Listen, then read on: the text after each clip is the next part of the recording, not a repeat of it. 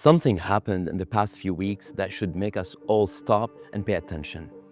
Israel's security doctrine, the walls, the buffer zones, the deterrence architecture, all of it is being tested at the same time in Syria, in Lebanon, Gaza, and with Iran. The old playbook, it seems, is not holding the way it used to. And we can feel the uncertainty in every policy room in Washington. Today, I'm joined by Brigadier General Assaf Orion, Senior Researcher at the Institute for National Security Studies and Director at the Diane and Guilford Glazer Israel-China Policy Center. He served more than 3 decades in Israel Defense Forces, heading the Strategic Division, navigating with UN peacekeepers and neighboring militaries. We have reached a moment where Israel's next move in Syria, Lebanon, Iran, and alliances are going to shape the region for years. Let's begin with a question that goes right to the heart of your experience. Israel has, for decades, relied on buffer zones, military occupation, and walls as its security strategy. The question is simple: what does 40 years of that strategy teach us about its long-term effectiveness? The basic buffer zone, the best buffer zone, and the most desirable one is peace with stable neighbors who are responsible and credible, and they are enforcing their sovereignty themselves, and they prevent any attack on Israel. We have two very positive experiences of that sort with Egypt and Jordan. So that would be, I would say, the gold standard of what Israel would like to achieve. And so when terror armies use population and built up areas for military purposes, attacking Israel from inside the population and inside the urban areas, like in the South Lebanon villages and in Gaza, those urban areas used for military purposes need to be destroyed. Let's put October 7 for a little bit on the side, since you mentioned Lebanon, to understand strategically from a military point of view. In Lebanon, from 1985 to 2000, Israel occupied a security zone, but suffered losses, 256 soldiers over 15 years, and yet saw the rise of Hezbollah anyway. Now, Israel claims an indefinite presence in Syria's buffer zone and builds walls in southern Lebanon. From your view as a military strategist, why did the Lebanon security zone fall? And when we talk about buffer zone, everyone from an international standard point of view, why the buffer zone wouldn't be fortified from the country that wants to build the buffer zone, but not occupy another land from another country? I think the crux of the matter is the question of, as I started with the gold standard, if we have a stable, reliable neighbor who insists on preventing attacks coming from its side toward Israel, that's the best result. And I worked more than a decade with my Egyptian colleagues, with my Jordanian colleagues, guarding each other's back from possible threats against both of us. When Lebanon, for its own reasons, allowed Hezbollah to grow there, to be used as a forward platform to attack Israel, that's unacceptable.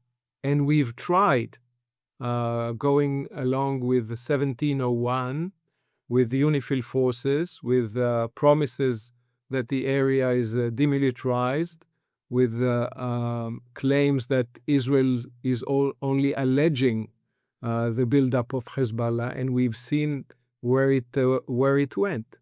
So I think at the current stage, Israel is holding those areas, but the long-term approach would be to allow security arrangements and down the road peace arrangements. There has been many complaints that Israel attacked UNIFIL, like forces, peacekeeping forces from the UN, build a wall inside and more of kilometers that were agreed upon.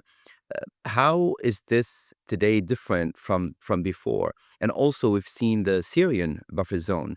Is that also different, or is it the same, or mostly more the same?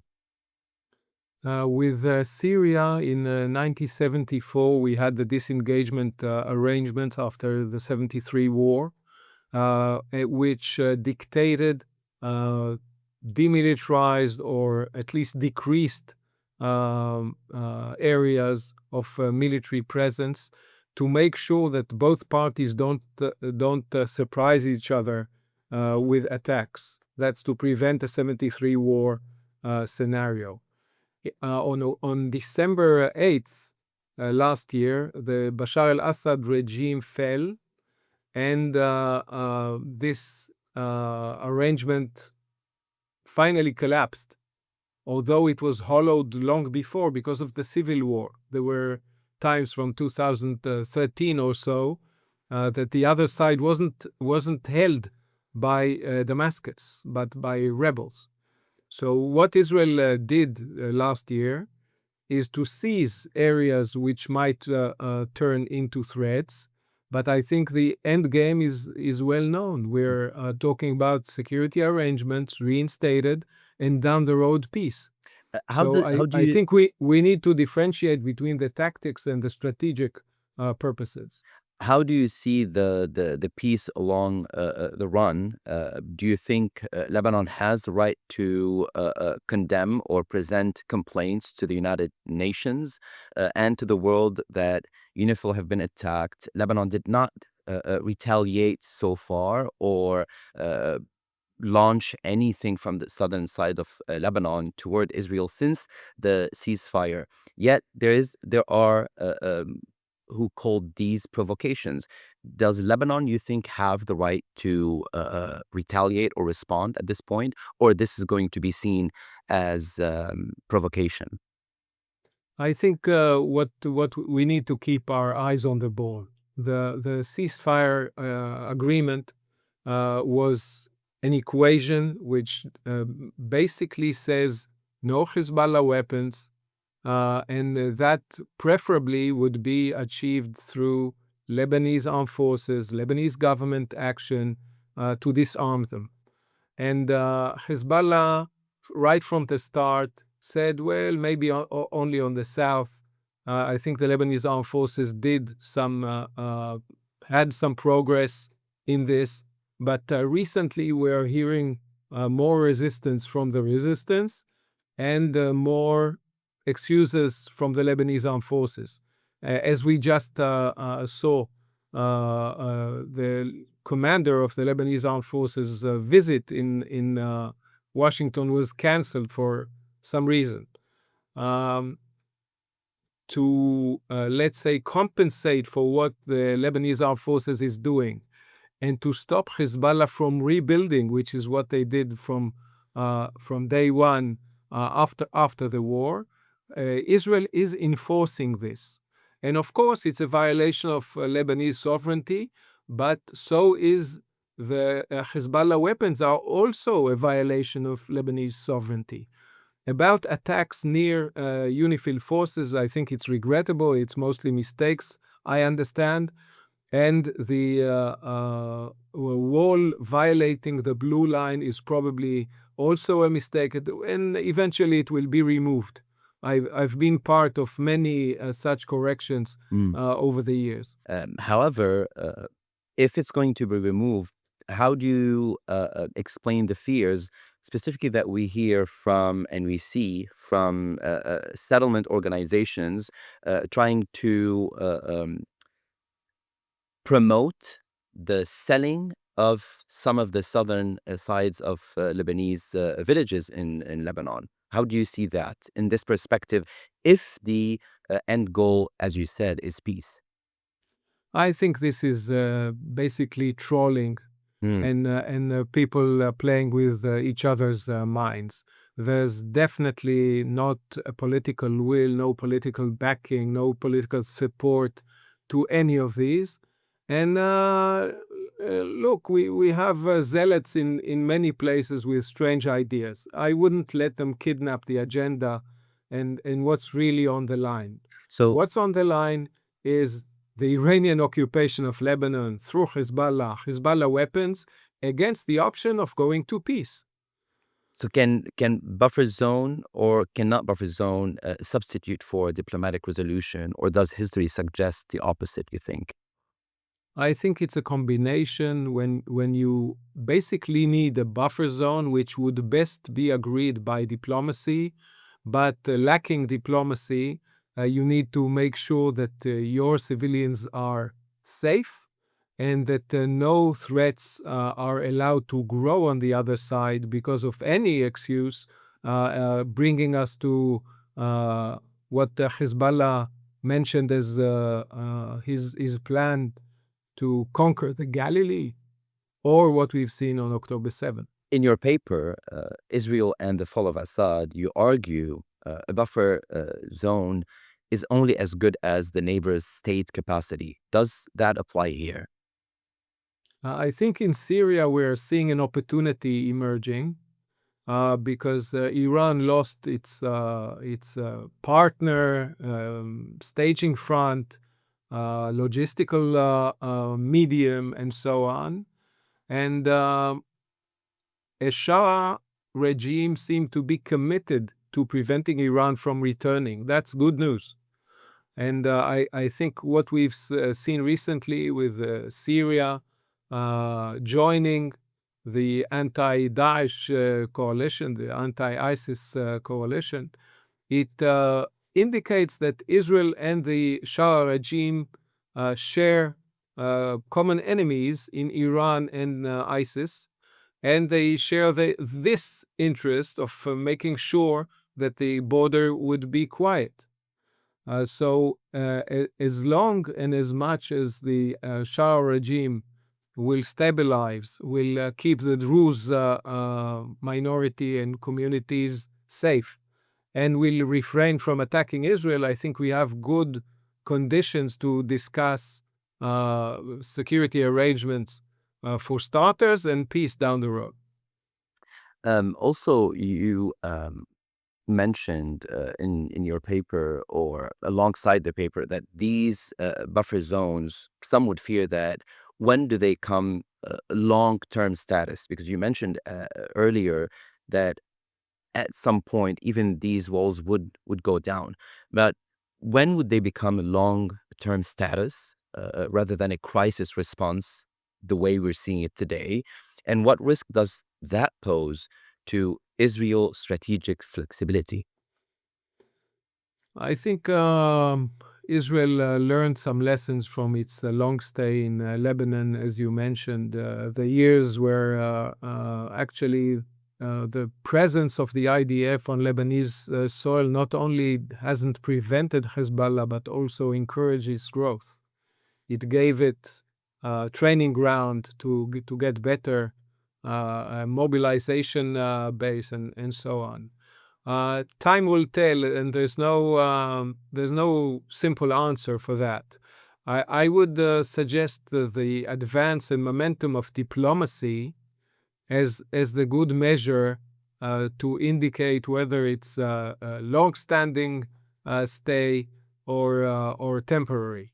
And the best would be temporary if the security concerns are met and the sovereign itself is attending to whatever grows on its side. Not this game of maybe we don't know, it's civilians, it's not us. You can't both. In many ways, Lebanon tried to thread the needle and have this combination of a legitimate resistance without state responsibility. It's a bit like a kosher pig, you can't have both. You need to decide whether you're a pig or kosher. So I think we're now standing in a junction of choice. You can't let terror organization run your defense and foreign policy, independent of the state, and then cry that your sovereignty is not respected. Mhm. From So from your earlier roles, you headed actually IDF teams engaging with the United Nations Interim Force in Lebanon, UNIFIL, which we were mentioning earlier, and the Lebanese armed forces. And you know the structural barriers in the disarmament track for Hezbollah. What realistic incentive structure would actually motivate Hezbollah and the people of Hezbollah to agree to disarm rather than entrench? I think the first obstacle here is Hezbollah's obsession with destroying Israel and insisting on keeping their arms for that. And that is combined with a lack of motivation or political will or enough political will of the Lebanese government to enforce it on them through political processes or otherwise. Now, we've just heard the last excuse from Lebanon is that we can't go into private properties.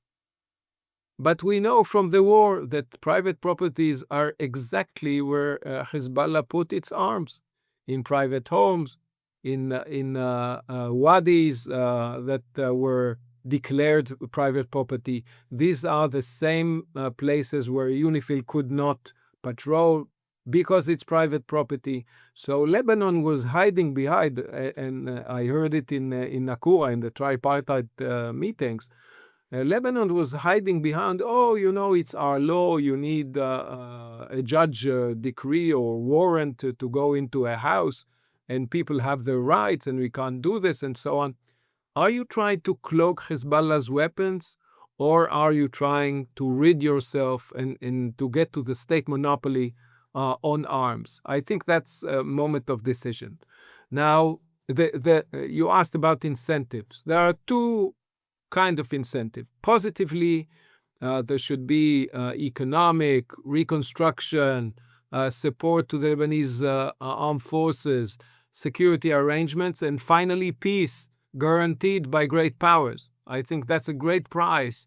And this combination would challenge Hezbollah to answer, why do we need all your resistance weapons if we have the guarantee of great powers?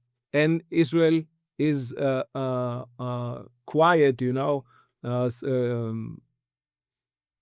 peaceful with what it sees as the threat on it, content.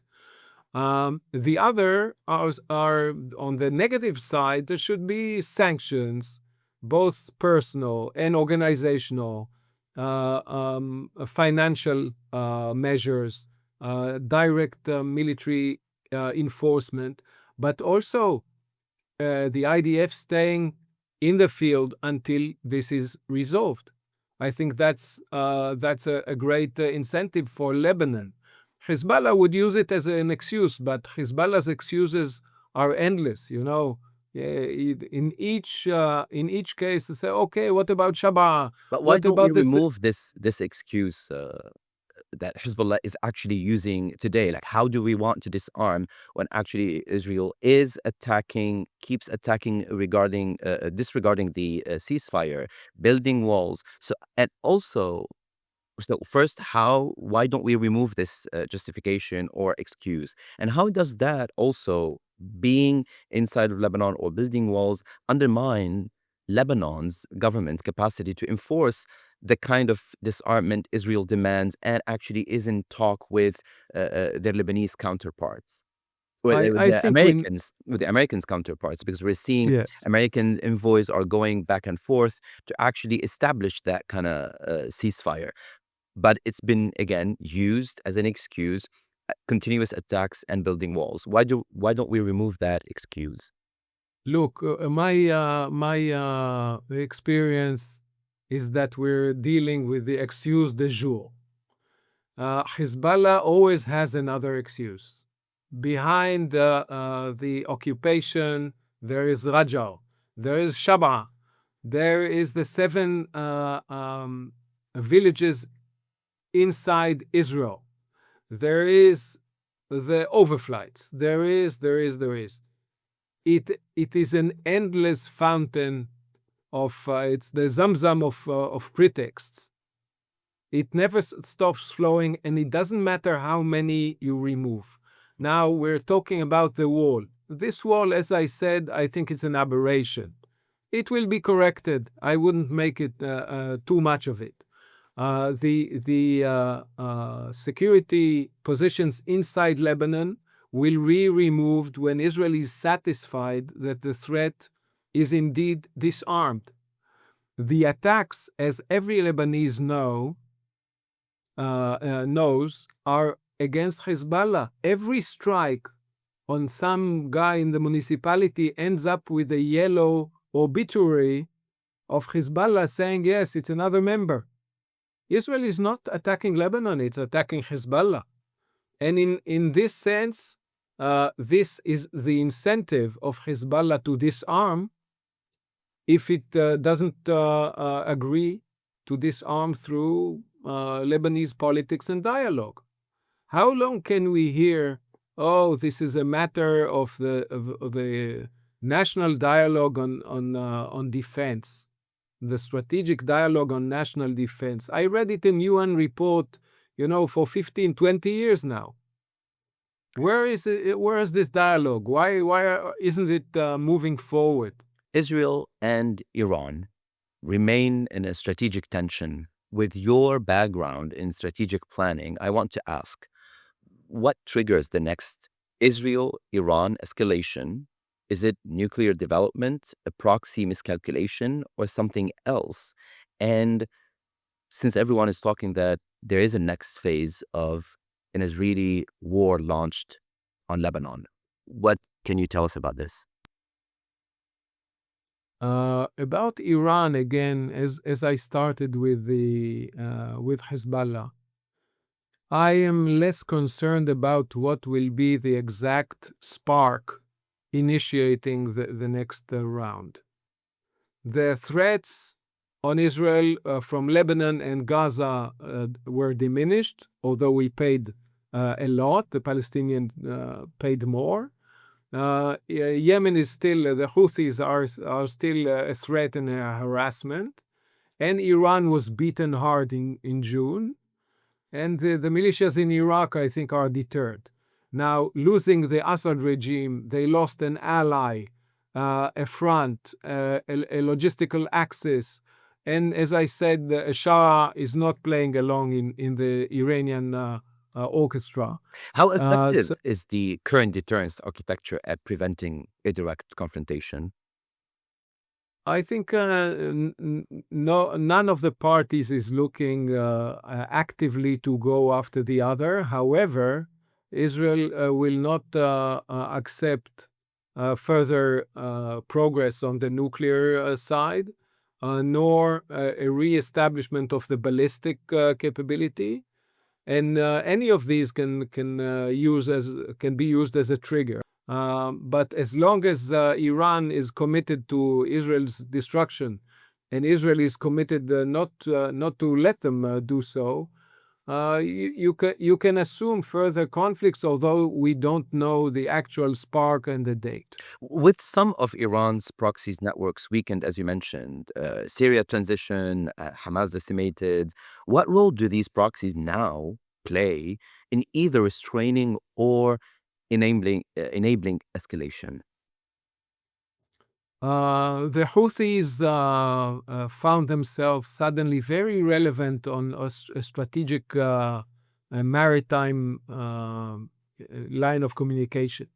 It's difficult to release yourself from this addiction of being very important by launching missiles, and I think it's also an important source of funds, because they get paid for not attacking some ships or some countries' ships and so on. They will continue so. About Hamas, we are reading that they're amassing weapons in Africa, in Yemen, elsewhere, seeking to return at some point. Hezbollah, as we see Israel attacking it, it's also the indicator that they keep trying to build themselves back. So they're down but not totally out. And I think we need to continue collectively to undermine them, to make sure that the Quds force is not immune as it used to be, and that they are not allowed to rebuild. A key to that is the counterpowers in those countries. So as we see in Syria, the change from al-Assad to Shara made the whole difference. And it doesn't matter to Israel that he is a former terrorist? It matters, and I think we need to distrust and to verify. He's still an enemy. His ideology, I don't think, has faded. Maybe the tactics have changed. We need to sleep with both eyes open. But still not give away the opportunity that opens here. So, there's this saying that the enemy of my enemy is my friend. No, he's a useful enemy. And I think we're not the only ones understanding this logic around the Middle East. Turning to a different domain, you head the Israel-China Policy Center. Saudi Arabia is actually deepening ties with China in military hardware, drones, joint exercises present a challenge. How should Israel, and by extension, the United States, MBS was here, he asked for F-35, how Israel, and by extension, the United States, would navigate Middle Eastern partners like Saudi Arabia, who are deepening military tech ties with China without pushing them fully into Beijing camps? Mm-hmm. I think Riyadh in MBS in particular is conducting a very sophisticated policy, tying East and West in a sense. But I wouldn't compare totally the US and China's role in his strategy. What I see in the Gulf in general is not so much deepening of military ties with China. They do some exercises, niche elements of arms, like attack UAVs that the US hasn't sold them. They went to China. But look at where the great money is. Most of the weapon systems acquired by the Gulf are American or Western, and not Chinese. But what are the strategic vulnerabilities when allies operate both US and Chinese systems? What does that mean for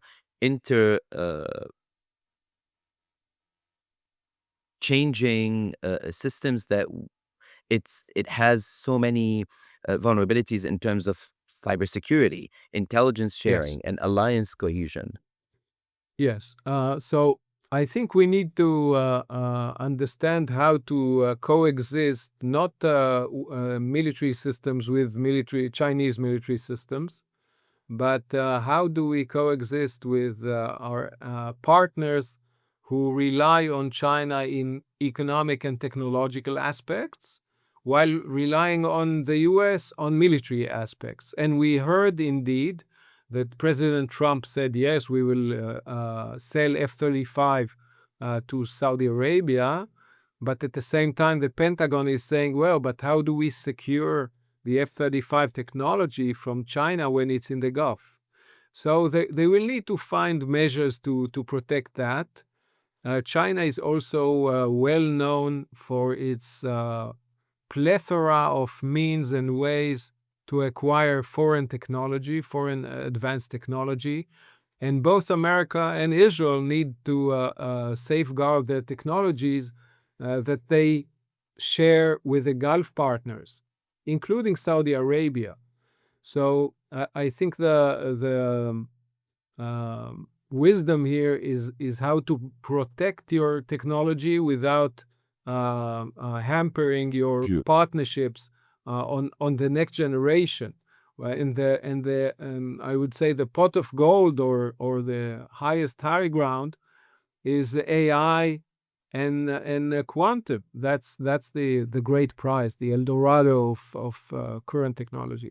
Finally, let's look at the proposed International Stabilization Force, ISF, for Gaza, where composition issues, operational mandate issues, and credibility problems loom in the air. In your view, what structural design make or break a stabilization force in a contested territory like Gaza? And given Israel's strong opposition to Turkish participation and the divergence of regional actors, is a consensus based force composition something realistic, do you think? Well, I will generalize in a minute because you know the opening lines of Tolstoy's Anna Karenina is that all happy families are similar, but the unhappy ones are miserable each in its own way. And peacekeeping forces are a bit like that. All the successful peacekeeping forces share the keys, which is a well-defined and realistic mandate. The capabilities should be in accordance to the mandate and to the conditions. The missions should be well-defined. What do you do? What don't you do? These need to be professional and committed forces because otherwise it turns into a look and cook mission and they do other stuff. There needs to be a political motivation of the true contributing countries. Otherwise, the local interests, such as Hamas or Hezbollah, will have the Trump side, you know. And they need the support of the relevant parties. In this sense, when you look at Sinai, the multinational force and observers established in the early 80s, which is a joint stakeholder venture of the US, Egypt, and Israel, with some contribution by others, it is a very successful force. UNIFIL is a very failing force, and its mission just blew up on October 8th. And Andof in Syria lost most of its relevance since the beginning of the civil war. So I think the key is the alignment of ends, ways, and means of the force, tweaking it, saying, okay, yeah, you need to be in the yellow region, or you need to be in the red zone, or you need to be on the borders, and you need to disarm, or you just enable disarmament, or the modalities are very important. Turkey, in this sense, is a problematic player because Israel does not believe that Turkey is committed to removing Hamas from power and disarming it. And these are the core conditions which will allow Gaza to cease to be a threat to Israel and to open the road to a peace in the future. And if you have a crooked cup in your team, how can you raid a casino? They will always be ready for you. So when Turkey comes, what does it come to do? To help Hamas or to help Gaza advance towards stability, disarmament, and peace? You've walked through buffer zones, disarmament, Iran escalation, China tech competition, and Gaza stabilization. One final question. What's one part of Israel's current regional strategy, one blind spot or underappreciated risk that you believe most analysts in Washington, D.C. are missing right now? I think